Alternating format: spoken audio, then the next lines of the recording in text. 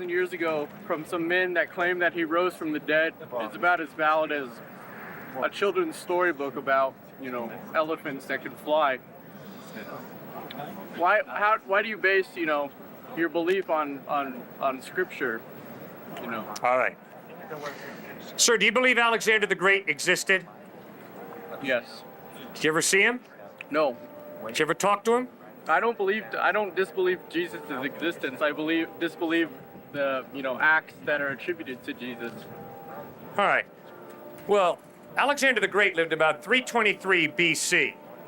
The first writings that we have about Alexander the Great are by Plutarch, 400 years after Alexander the Great's life. No reputable historian denies that Alexander the Great really lived, even though the first writing about him is 400 years after the fact. Now, the Gospels of Matthew, Mark, Luke, and John are all written in the first century, 20 to 60 years after Christ lived, taught, died, and rose from the dead. Those Gospels, if you read them, they're not children's stories. The literary style is not fairy tale, it's historical narrative. That's right. So, you read them, and it's very clear that he died. A Roman soldier took a spear and jammed it in the side, and we read that a watery serum separate from clotted blood flowed from the side of Christ. He didn't just lapse into unconsciousness, the dude was dead. They take his body off the cross, they put it in a tomb, wrap it in 100 to 120 pounds of burial ointment and white linen, roll a stone in front of the tomb, set a Roman guard to make sure there's no grave robbers doing any hanky-panky. And his followers all are tucking tail and running. They're scared spitless. 3 days after he dies, the record shows, he appeared risen from the dead to women. Women! Sexism is bad today. It was even worse back then. If you wanted to foist a fable on society that a dead Christ had risen from the dead, you wouldn't put a woman as your first eyewitness. That was not the way to gain credibility in that highly sexist, chauvinistic society.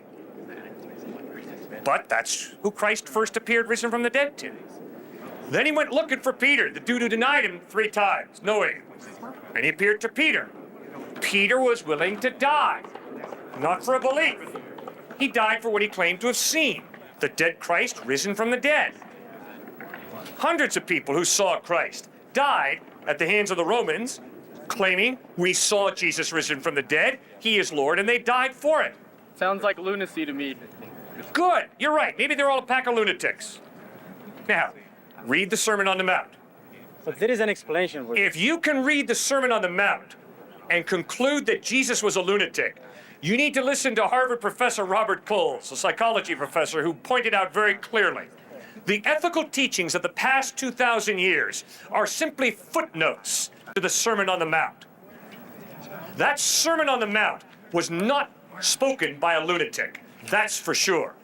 It is so profound ethically, psychologically, it's incredible. But it's possible that they were all a pack of lunatics. But then when you read that Sermon on the Mount, you begin to realize, this is not a lunatic.